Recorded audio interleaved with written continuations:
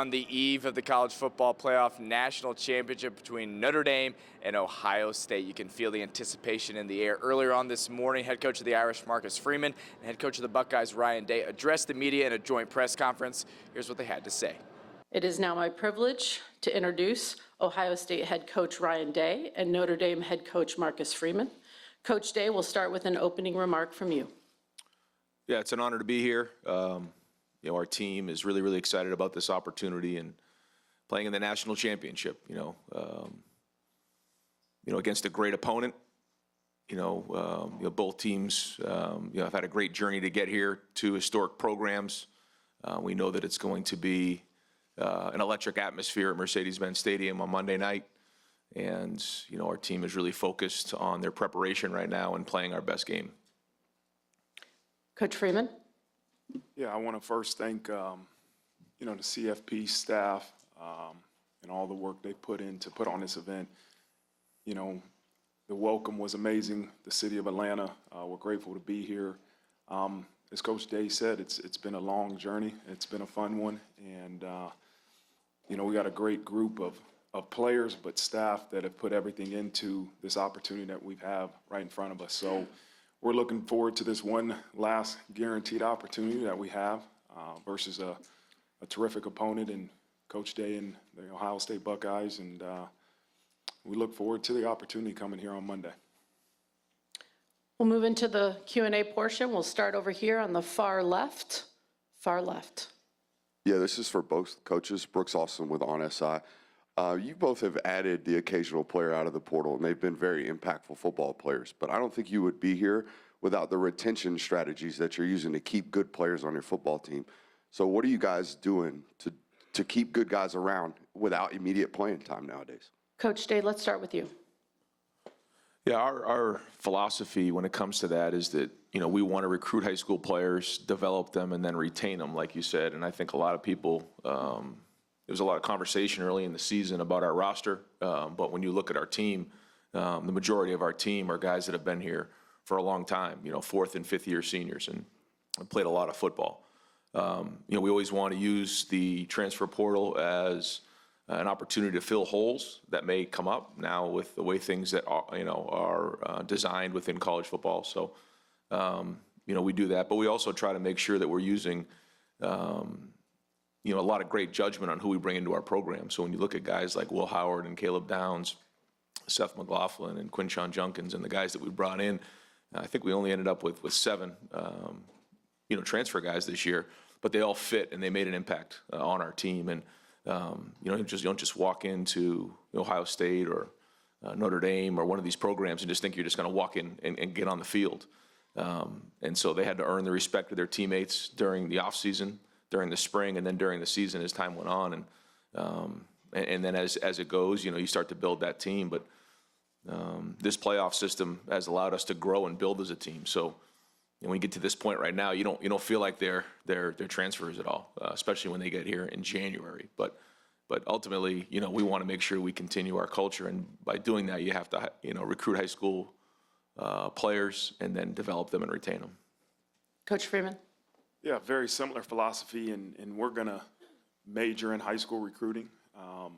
And the foundation of our football program will be from high school recruiting, and we'll minor in the transfer portal and for specific needs that we need for our roster.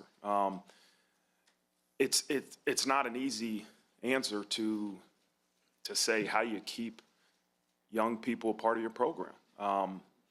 But if you can get them to feel like they have value, and you can get them to understand that whatever role they have determined for them in that week or this season is going to be a part of us reaching our full potential, then I think you can, more so than not, get them to stay. I think young people want to be valued, and that's important. And so I think you also got to show them stories of examples of guys that have stayed the course and have turned into great football players, right? And that you look at a guy like Xavier Watts that came in and redshirted as a wideout his freshman year and moved to DB his second year and played very little And then his third year, his first year starting was just okay. And then his fourth year, he wins the Bronco Nagurski Award. And so you have to use that example just as much as the example of seeing a Leonard Moore, a true freshman that ends up starting a corner. And so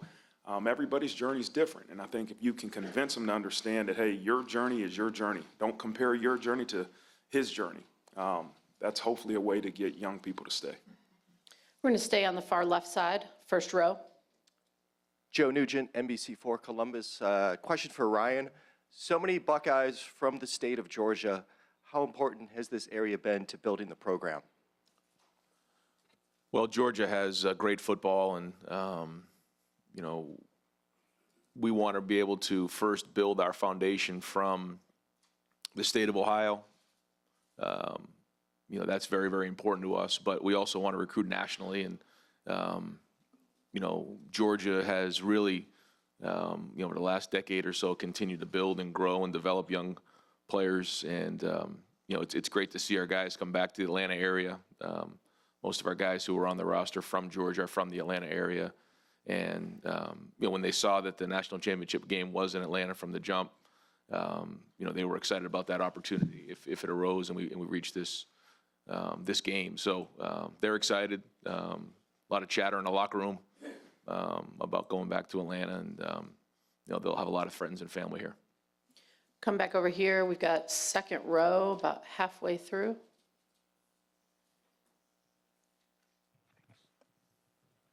Kirk Bowles from the Houston Chronicle. For both coaches, Ryan, y'all start a home and home with Texas next year, and Marcus, you have a return match with A&M.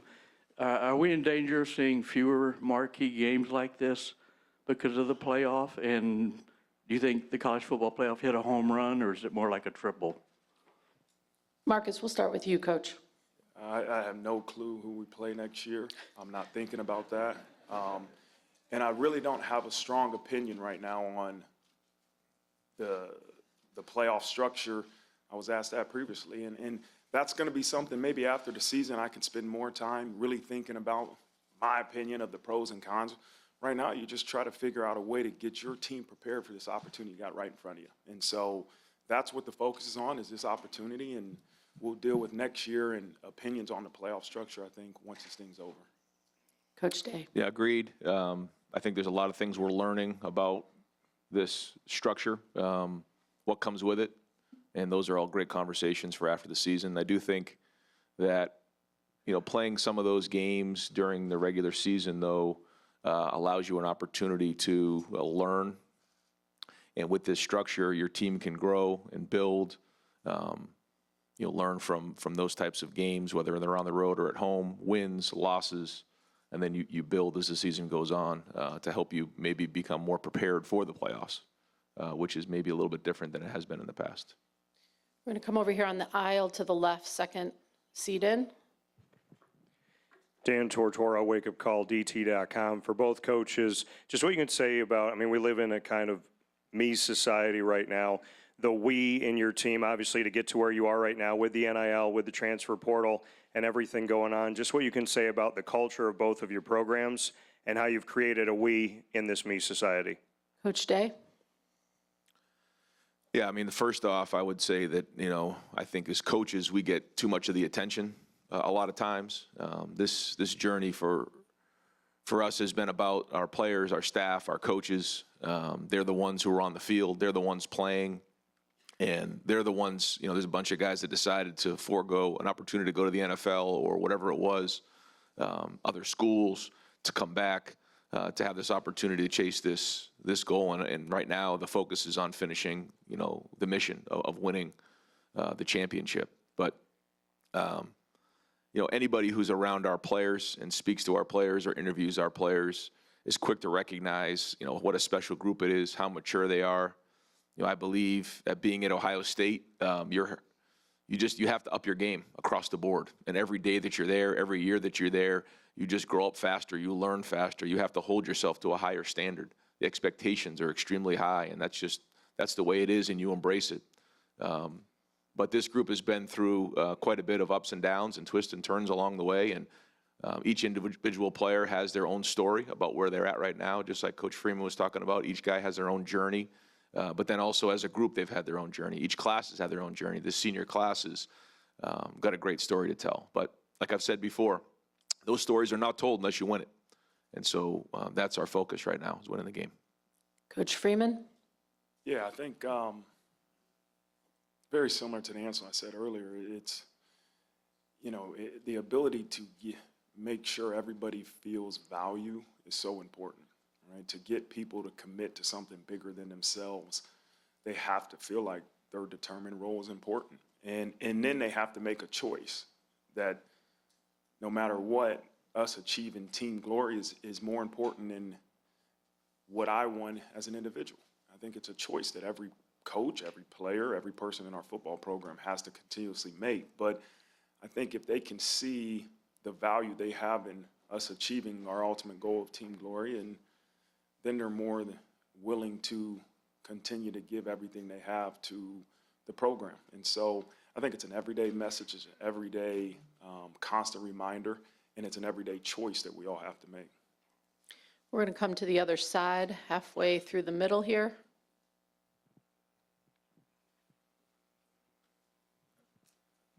Joey Kaufman from the Columbus Dispatch. A question for Ryan. When you talk about the fourth and fifth year guys on your roster, that experience they've had, where do you think that's benefited you the most throughout the year to get here?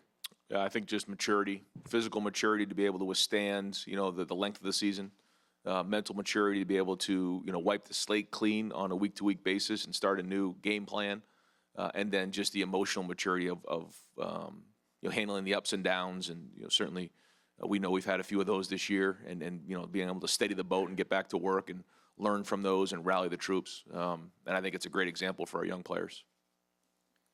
We're going to move over here to our far right on the aisle. Conal Diggin from Pro Football Ireland. I just wanted to ask the two of you, you have a lot of international players on this team, whether it be from Germany or from Australia. How important do you think is an expanded playoff, but also college football growing to expanding the game of American football? Coach Freeman? Yeah, I think back to last year when we opened up the season in Dublin, Ireland. What an opportunity of a lifetime. And it was a great experience. And for me, even being the head coach, first time I was out of this country, and to be able to take our program to Dublin, Ireland, and to really showcase the game of football, right, and expand the game of football. And we've had great players from Germany, as you said. Obviously, our punter now is from Australia. I think the game of football continuously grows, and that's obviously started with the NFL, and now you see it's trickling down to college. And so the enhancement of the game, the growth of the game of football is something that we all support. And I think these are just small steps to seeing this sport in this game, no matter what level you're playing at, continue to grow. Coach Day? Yeah, no, it's exciting to see it reach the global stage, and there's great athletes across the globe, and these guys are hungry for an opportunity, and the same thing. We've had guys from Germany, different parts of the world, Australia, and they just maybe didn't grow up in a football environment. So once given the opportunity, you can just see how hungry they are to go play the game. And so as it becomes on a national stage, it just provides for a better game. We're going to stay over here on our right side. Joey Lamar from WSAV in Savannah. This is for both coaches. This is game 16 for both of you. No college football program has ever played 16 games in a season. When you heard about the expanded playoff, did you do anything differently to try to make sure that your guys were healthy to be healthy at this point in the season because of the extension of the season? Start with you, Coach Day. Yes. I think you have to. When you look at the number of games that you could possibly play, you have to plan for that and then work your way back. That's sort of how we did that. We started at the end of the season and then worked our way back. And so there was a lot of things that we put in place to try to help with that. I don't think it's a secret anymore, but one of the things in particular was on offense, we didn't play as fast to cut down on the number of overall snaps, to make sure that our depth was where it needed to be, the way we practiced, the sport science behind it all.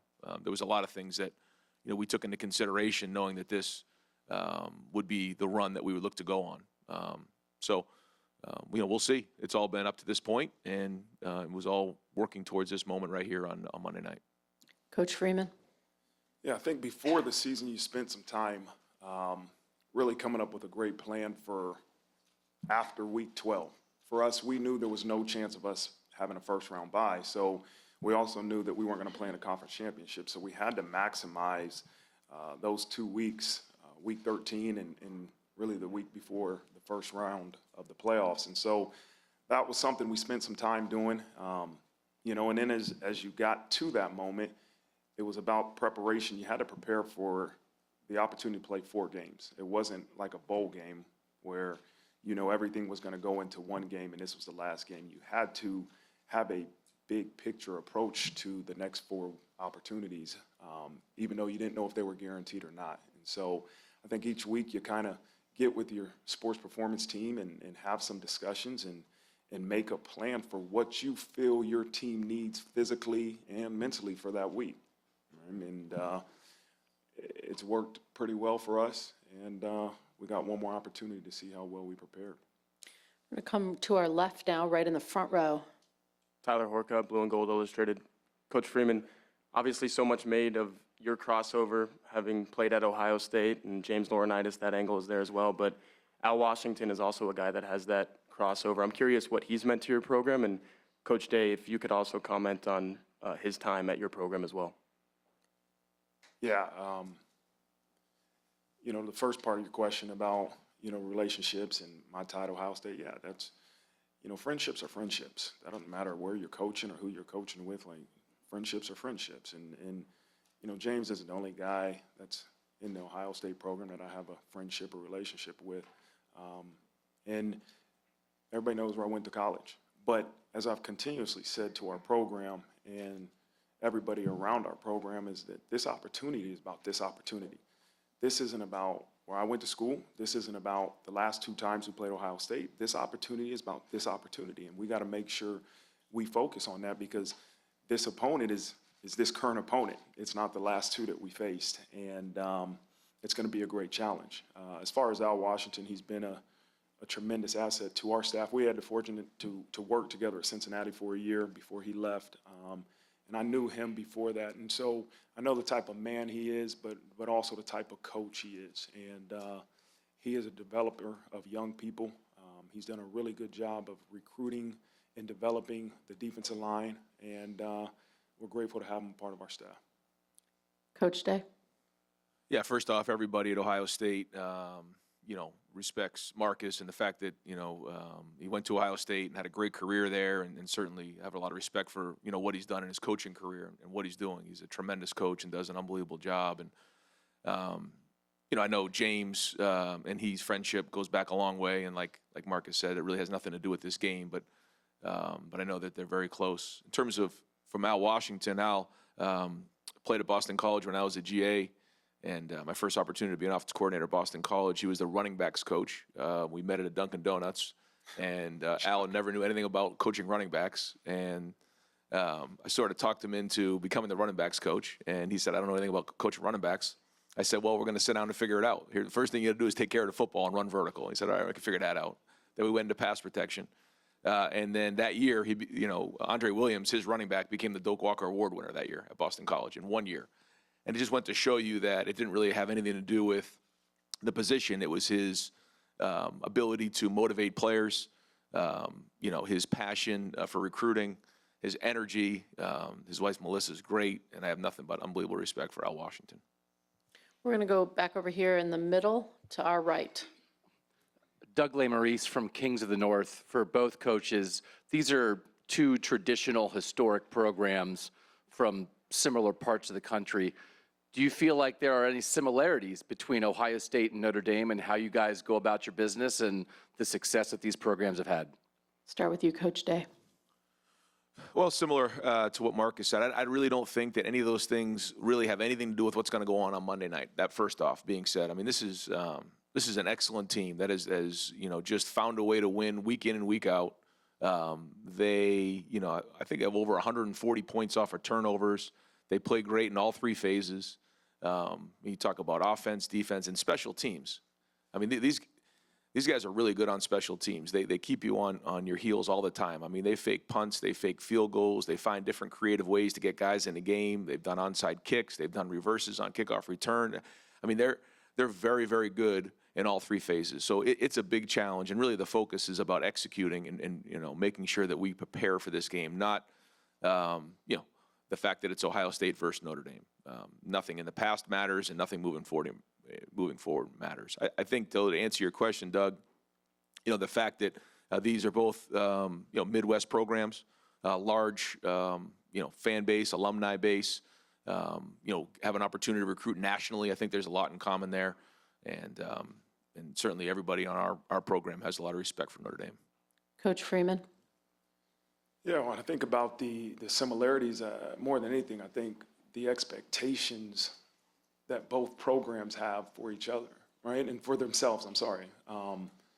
Every season you go into the season wanting to be national champions. And, obviously Ohio State has achieved that goal in more recent years than we have, but those are the expectations to be at the mountaintop. And I think there's not a tremendous amount of programs that can truly say that every year. And I think that's part of the reason why we're both at these places. We want to be a part of a program that every year has expectations of being the best. And they're willing to do whatever it takes to try to achieve that result. And the other thing, I hope that we continuously do it the right way, right? And that I know Coach Day and a lot of people on his staff that have integrity and do things the right way. And it's about building young people and helping them grow, helping them be better individuals because of the time they've spent with us. And I think that's important, is that you can aspire to win national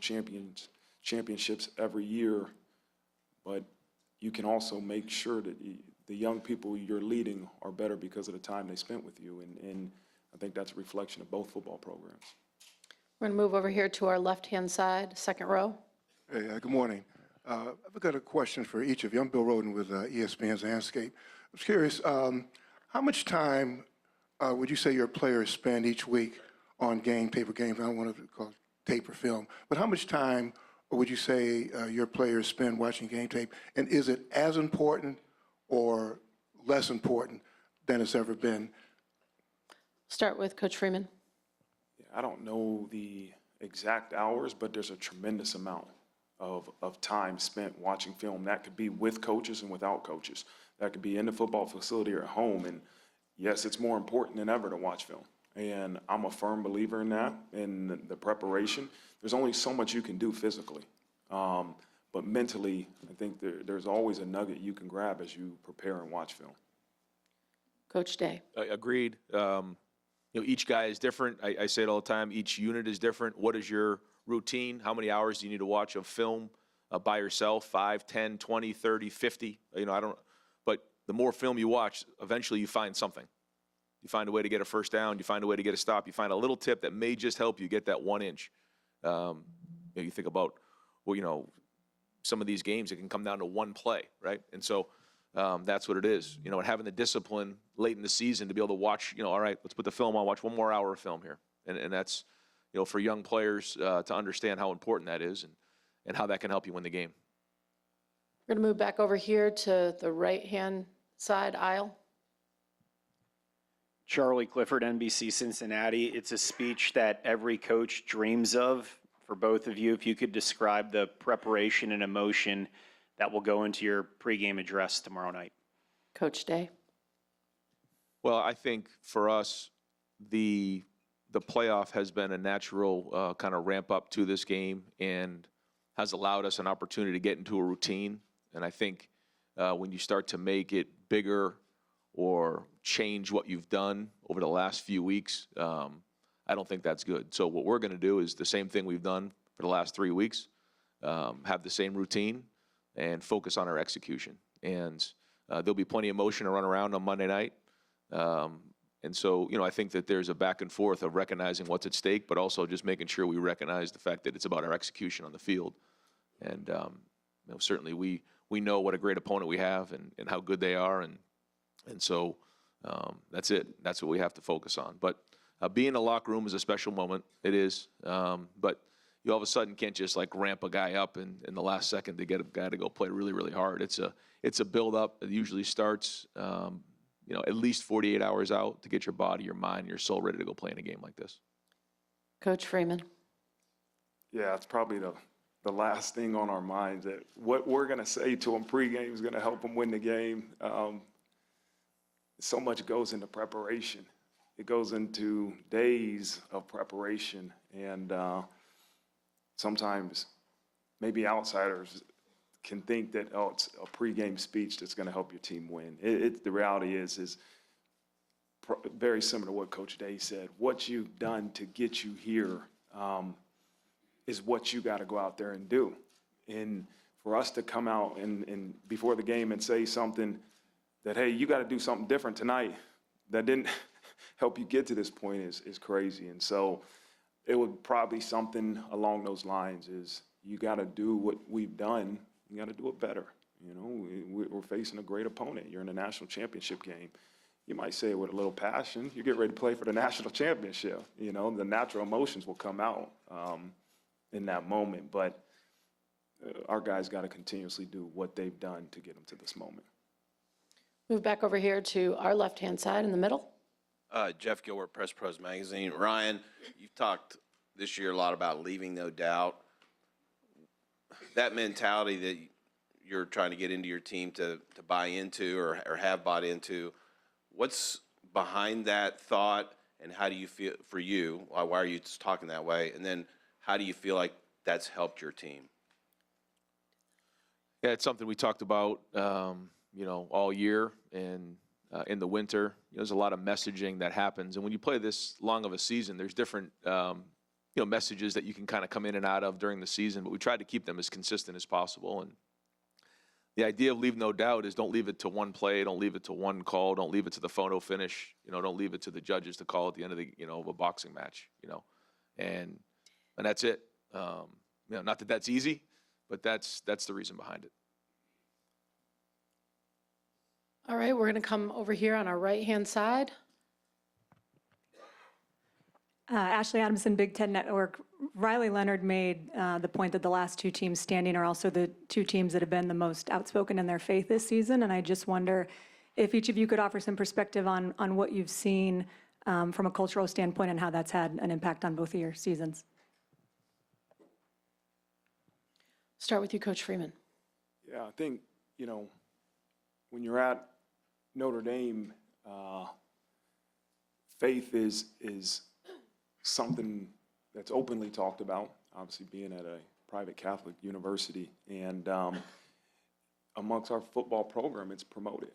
And I'm not saying you have to be Catholic. We're saying we want our young people to grow in their faith. And when you have a leader like Riley Leonard that is very outspoken about his faith and is very intentional about putting together Bible studies and helping his peers grow in their faith, I think it's big. It's huge. It promotes a culture where you're comfortable as an individual seeking out ways to grow in your faith. And so I'm a believer, and I have a strong faith, and that's my personal opinion and beliefs. But I think we have a team of leaders that do a really great job of promoting and helping young people grow in their faith. Coach Day. Yeah, I had an opportunity to be at Boston College for 9 years and experience, what that was like, and what an amazing experience going through the Jesuit education and seeing what that's like on a daily basis. All three of my children were baptized there. But then going to Ohio State and being at a state university, it's a different experience.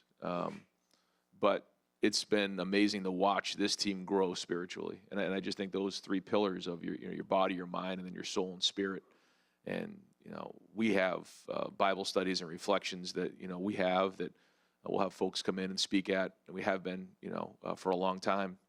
But then also, seeing our players lead them, in those moments. But then there's also times where I'll walk around the corner and I'll just see a bunch of guys in a room together that, we didn't even know about, that they're having a Bible study talking.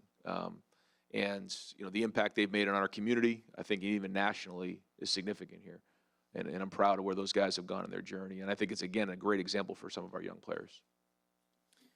Come right down here on our left. Pete Byrne, WSBT for Marcus Freeman. Coach, we've heard you talk about guaranteed opportunities throughout the year, and then as you switched to the playoffs, it was 60 minutes to earn another 60 minutes. And then this week, finally, you said, we've reached our final opportunity. So I'm curious to you, what does it mean to have maximized your opportunities this season? And then furthermore, what would it mean for you to watch your guys deliver a national championship for Notre Dame after all these years? Yeah, when I think about this journey and this season, there's a lot of gratitude I have to be on this journey with not just the players, but with all the coaches and the staff, the men and women that are involved in our program and the efforts they put into us being in this position. When I think about this last guaranteed one, we started the season talking about reaching our full potential, and we got one guaranteed opportunity to do that.